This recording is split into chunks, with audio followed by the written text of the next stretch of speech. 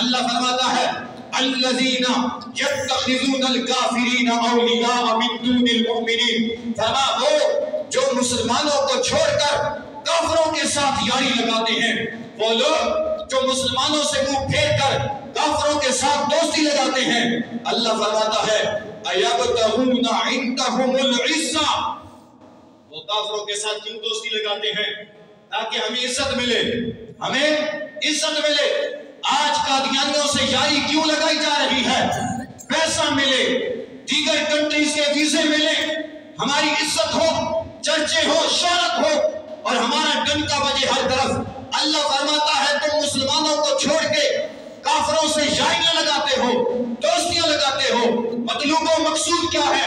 فرمایا ایبتغون عندهم العزہ، تم عزت کے لالچی ہو، تم عزت ڈھونڈ رہے ہو، تم عزت کی بھیک مانگ رہے ہو۔ اللہ فرماتا ہے سنو، ان سے تمہیں عزت نہیں ملے گی، بلکہ عزت کہاں ہے؟ فَإِنَّ الْعِزَّةَ لِلَّهِ جَمِيعًا، فرمایا عزت تو ساری رب کائنات کی ہے، عزت رب کائنات کی ہے۔ اللہ کی بارگاہ میں آؤ گے، دربار رسالت میں آؤ گے، تمہیں عزت ملے گی۔ قادیانیوں کو جفیاں لگاؤ گے، رب ذلیل و رسوا فرما دے گا۔ کہ ختم نبوت رب ذوالجلال نے جہاں اس کا ذکر قرآن میں بیان فرمایا ہے، وہاں پر سرکار علیہ السلام نے بھی اس کاس پر خود پیرا دیا ہے۔ اب دیکھو یہاں پر بڑی توجہ طلب بات ہے، سرکار علیہ السلام کے ظاہری وصال سے 4 دن پہلے، کتنے دن پہلے؟ پھر بولو کتنے دن پہلے؟ 4 دن پہلے سرکار علیہ السلام نے اپنے ظاہری وصال سے 4 دن پہلے ایک تقریر کی ہے، ایک جلسے کا انعقاد کیا ہے۔ جلسے کا عنوان ہی ختم نبوت کا تھا۔ حالانکہ سرکار اس وقت مرض کے اندر مبتلا تھے، آپ کا اسی مرض کے اندر وصال ہوا، لیکن اس موقع پر بھی 4 دن ظاہری وصال سے پردہ فرمانے سے پہلے جو سرکار نے تقریب سجائی ہے، اس کا ٹائٹل ہی ختم نبوت کے نام سے تھا۔ جب یہ سورت اذا جاء نصر اللہ والفتح اس کا نزول ہوا، جب نازل ہو چکی، سرکار ان دنوں علیل تھے، مرض کے اندر مبتلا تھے۔ سید عالم نور مجسم شفیع معظم صلی اللہ علیہ وسلم نے حضرت بلال حبشی رضی اللہ تعالیٰ عنہ کو طلب فرمایا اور بلا کے حکم فرمایا، اے بلال میرے مدینے کی گلیوں میں اعلان کر دو، میرے مدینے کی گلیوں میں یہ ندا عام کر دو کہ تمہیں آمنہ کے لال نے طلب فرمایا ہے، تمہیں رب کے حبیب نے طلب فرمایا ہے، اور تمہیں سرکار علیہ السلام ایک وصیت کرنا چاہتے ہیں۔ اب وہ وصیت کیسی ہے؟ اب انداز بڑا نرالا ہے کہ سرکار وصیت کرنا چاہتے ہیں، اس سے پہلے اعلان کروا رہے ہیں۔ حضرت بلال حبشی جب مدینے کی سرزمین پہ جاتے ہیں، گلیوں میں اعلان فرماتے ہیں، او لوگو تمہیں رب کے حبیب نے یاد فرمایا ہے، تمہیں سرکار کی بارگاہ سے بلاوا آیا ہے۔ اب یہاں پر علماء فرماتے ہیں، بلکہ میرے سیدی اعلی حضرت فتاوی رضویہ شریف کی 15ویں جلد کے اندر صفحہ نمبر 701 کا لکھتے ہیں، کہتے ہیں جو عورت اپنے بچے کو دودھ پلا رہی تھی، اس نے دودھ پلانا چھوڑ دیا۔ کسی نے پوچھا کدھر جا رہی ہے؟ کہا دربار رسالت سے بلاوا آیا ہے۔ اگر کوئی ضعیف تھا جو کھانا کھا رہا تھا، لقمہ منہ میں تھا، چبانا چھوڑ دیا، لقمہ باہر نکال کے پھینک دیا، ارے اس لقمے کو تو حلق سے نیچے اتار لیتے، کہا نہیں نہیں دربار رسالت سے بلاوا آیا ہے۔ کوئی ایسا بچہ نہیں تھا، کوئی ایسی بچی نہیں تھی، دودھ پیتا بچہ، دودھ پیتی بچی، یا 100 سالہ عمر کا کوئی بوڑھا یا کوئی بوڑھی مائی بھی ایسی نہیں تھی، کوئی ایسا جوان نہیں تھا، کوئی ایسا لڑکا نہیں تھا جو سرکار کے اس جلسے کے اندر شریک نہیں ہوا۔ سارے کے سارے لوگ سرکار کے اس جلسے اور اجتماع کے اندر شریک ہوئے، اور جب شریک ہوئے یہاں تک کہ مسجد شریف کا احاطہ تنگ ہو گیا، سرکار منبر پہ جلوہ افروز ہوئے اور بار بار فرماتے تھے کہ پیچھے آنے والوں کے لیے جگہ کو وسیع کر دیا جائے، پیچھے آنے والوں کے لیے جگہ کو کشادہ کر دیا جائے۔ سرکار منبر پر تشریف لا کر بار بار یہ اعلان فرما رہے ہیں کہ میرے غلاموں کے لیے جگہ کو کشادہ کیا جائے۔ اب جب سارے سرکار علیہ السلام کے غلام تشریف لائے، جس کے اندر جوان بھی ہیں، لڑکپن والے بھی ہیں، بچپن والے بھی ہیں، دودھ پیتے بچے بچیاں بھی ہیں، ضعیف العمر بائیاں بھی ہیں، بزرگ بھی ہیں۔ اب جب سارے آ چکے تو پھر اس وقت سرکار نے ایک خطبہ ارشاد فرمایا، سرکار نے خطاب فرمایا جو کہ جن کی خطابت ہی بڑی نرالی ہے، جن کی خطابت کو رب کائنات پسند فرماتا ہے، جن کی زبان سے وہی جملے ادا ہوتے ہیں جو رب کائنات ان کو حکم عطا فرماتا ہے۔ اب سرکار علیہ السلام منبر پہ جب آئے، اب خطبہ کون سا دیا؟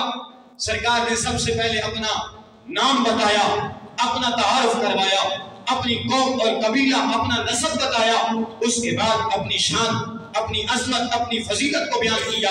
اس کے بعد کون سے کلمات ارشاد فرمائے؟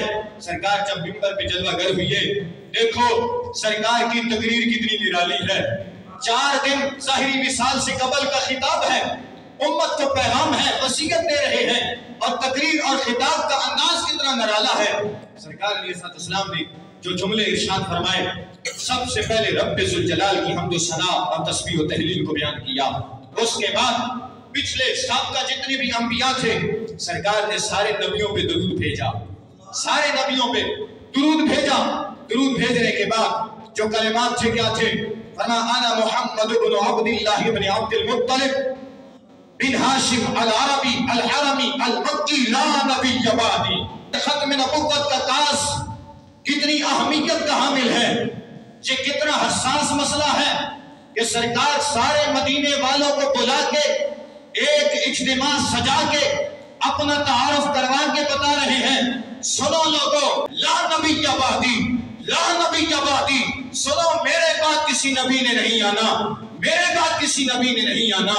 میرے بھائی، یہ اتنا نازک مسئلہ ہے کہ سرکار اس کو بار بار بیان فرما رہے ہیں۔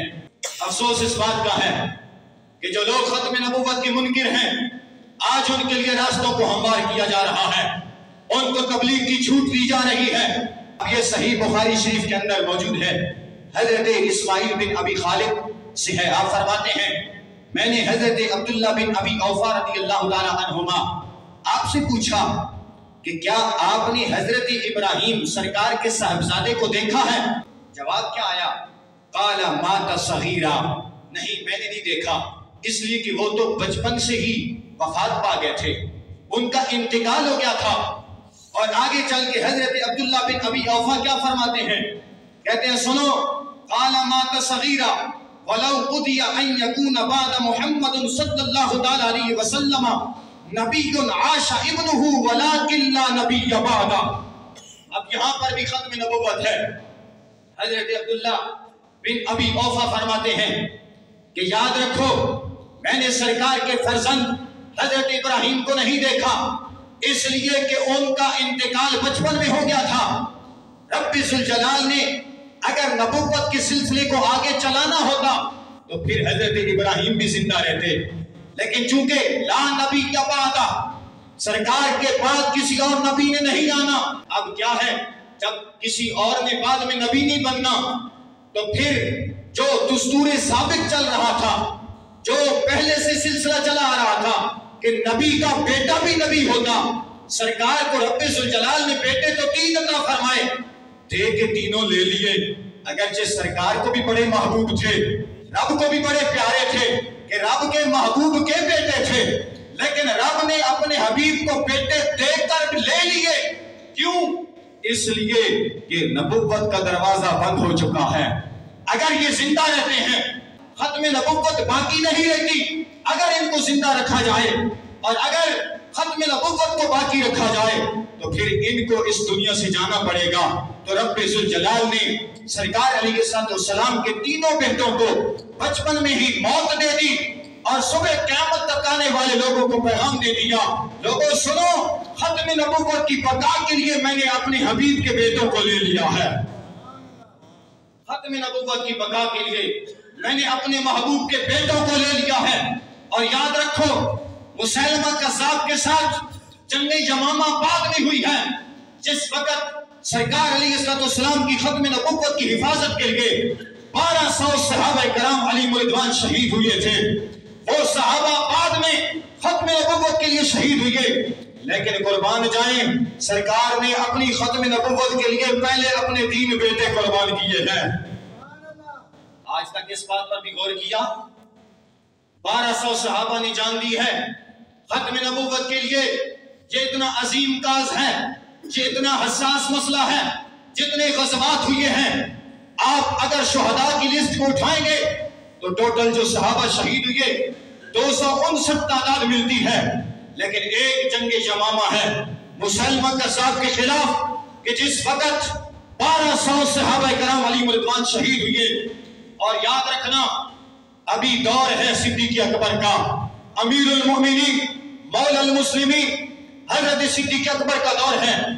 आपके दौरानिए खिलाफत में जब मुसलमा कज़्ज़ाब ने खत्म नबुव्वत पे हमला किया तो पहले कानून कुछ और था, अब सिद्दीक़ अकबर ने कानून बदल दिया है। पहले कानून ये था कि अगर कोई मस्जिद का इमाम और मुअज्जिन है तो वो मस्जिद में ही रहेगा, अगर कोई कुरान पढ़ाने वाला है तो वो कुरान पढ़ाने बैठा रहेगा, अगर कोई मुस्तफा की हदीस पढ़ाने वाला है तो वो आलिम दीन बैठा रहेगा, हदीस पढ़ाएगा। मदीने की सरहदों पे जो पहरेदार थे वो पहरा देते रहेंगे। लेकिन जब हुजूर की खत्म नबुव्वत पे हमला हुआ, हज़रत सिद्दीक़ अकबर ने फरमाया अब कोई कारी मस्जिद में नजर ना आए, अब कोई इमाम, अब कोई मुअज्जिन मस्जिद में नजर ना आए, अब कोई सरकार का गुलाम, हुजूर की शरीयत का आलिम, कोई इल्म दीन पढ़ाता नजर ना आए, मदीने की सरहदों की हिफाजत करने वाला कोई सिपाही नजर ना आए। किधर जाना है? कहा हुजूर की खत्म नबुव्वत पे पहरा देने जाना है। हज़रत फारूक आज़म रज़ियल्लाहु ताला ने हाथ जोड़कर अर्ज की, ऐ पाक सिद्दीक, क्या आप क्या फरमा रहे हैं? जब मदीने की सरहदों के पहरेदारों को भी हम साथ ले जाएंगे, मदीना महफूज नहीं रहेगा, पीछे खवातीन हैं, मस्तूरात हैं, इनकी इज्जतें लुट जाएंगी, कुर्बान जाएं। सैयदना सिद्दीक़ अकबर के जुमले कितने कमाल के थे। हज़रत सैयदना सिद्दीक़ अकबर ने फरमाया, उमर मेरे साथ ऐसी बात ना करो, रब्बे काबा की इज्जत की कसम है, मदीना महफूज रहे या ना रहे, मदीने की औरतों की रानों के गोश्त कुत्ते भी नोच के खा जाएं, सिद्दीक ये तो बर्दाश्त कर सकता है, लेकिन मोहम्मद अरबी की खत्म नबुव्वत के मुनकिर को बर्दाश्त नहीं कर सकता। सहाबा ने इस अंदाज से खत्म नबुव्वत पहरा दिया है। और आज चीफ जस्टिस वो फायज ईसा वो ऐलान कर रहा है, तुम अपना कुरान अपने मनमानी जो तशरीहात और मफ़हूम व मतालिब भी लिखे हैं उसको आप शाया कर सकते हैं, आपको इजाजत है। मैंने कहा तू तो खोते से भी क्या गुजरा है, हकीकत बात है, ये बंदा गधे से क्या गुजरा है। मैं आपको सिर्फ एक गधे की मिसाल देता हूँ।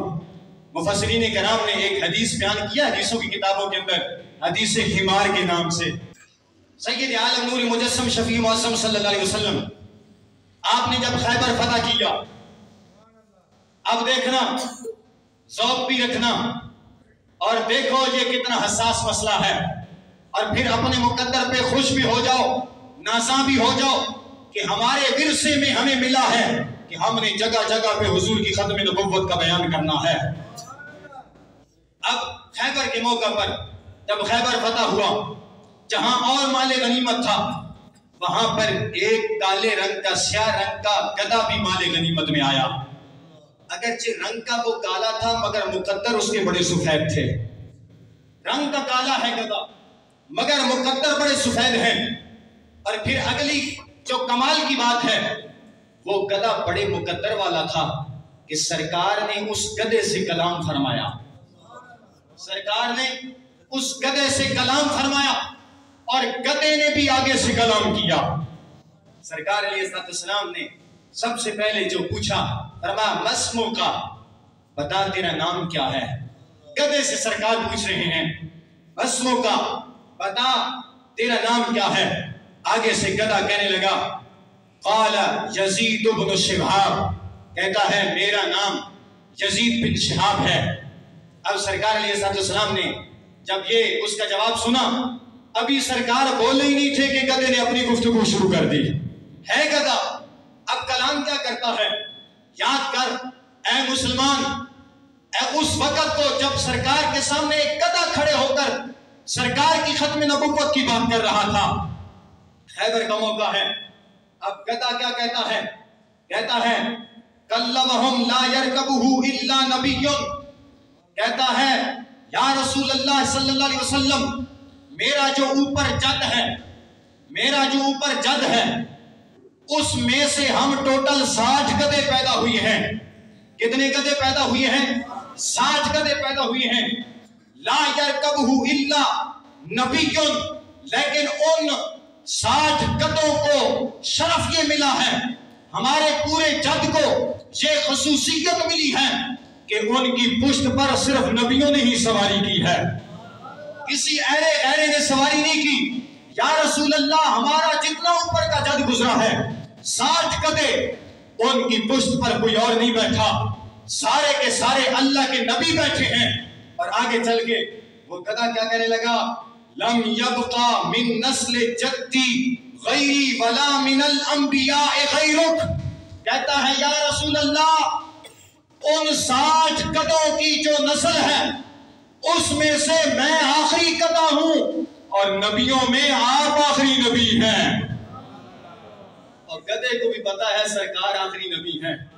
کہتا ہے لم یبقا من نسل جدی غیری ولا من الانبیاء غیرک، یا رسول اللہ میرا جو جد گزرا ہے ان کو یہ شرف ملا ہے کہ ان کی پشت پر صرف نبی آئے ہیں۔ آقا ان 60 میں سے میں آخری ہوں اور نبیوں کی لسٹ میں سے آپ نبی آخر الزمان ہیں۔ اب جب یہ جملے بولے تو آگے کیا کہتا ہے؟ کہتا ہے وَقَدْ كُنْتُ أَتَوَقَّعُكَ أَن تَرْكَبَنِي، کہتا ہے سرکار میں تو ایک عرصے سے انتظار کر رہا تھا۔ یہ وَقَدْ كُنْتُ ماضی استمراری ہے، میں تو عرصے سے انتظار کر رہا تھا کہ حضور آپ مجھے اپنی سواری کے لیے قبول فرمائیں گے۔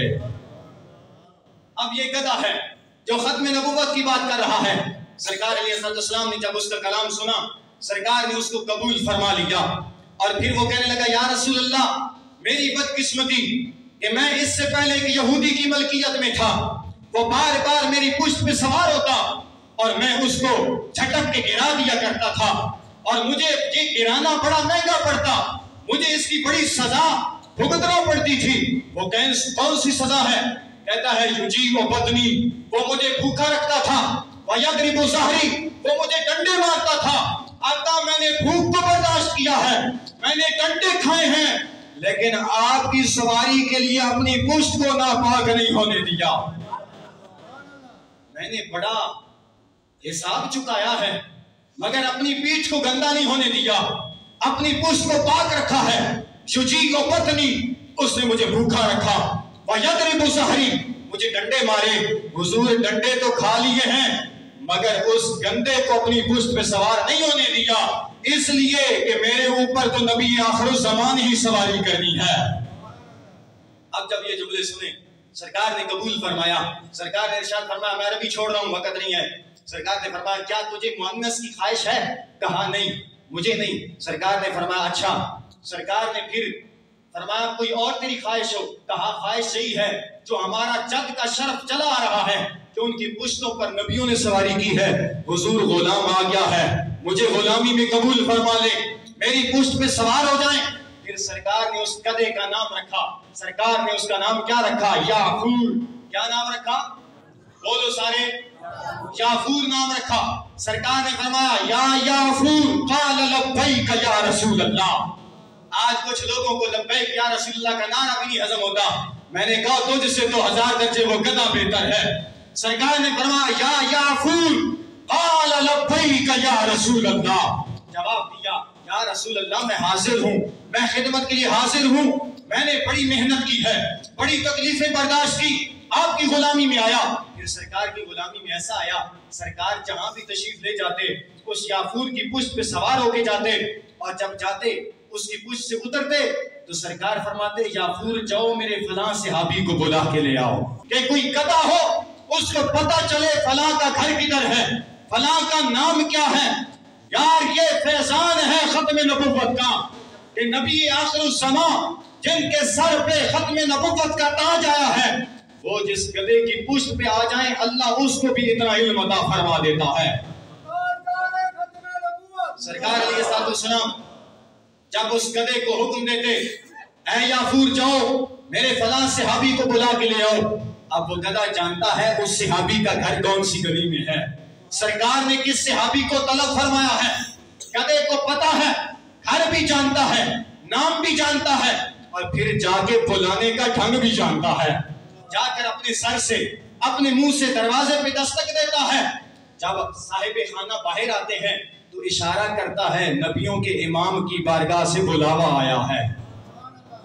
میں نے کہا اے عیسیٰ، اے فائز عیسیٰ، اور تجھ سے تو وہ گدھا بہتر ہے جس کو پتا ہے کہ مصطفیٰ سے وفا کیسے کی جاتی ہے۔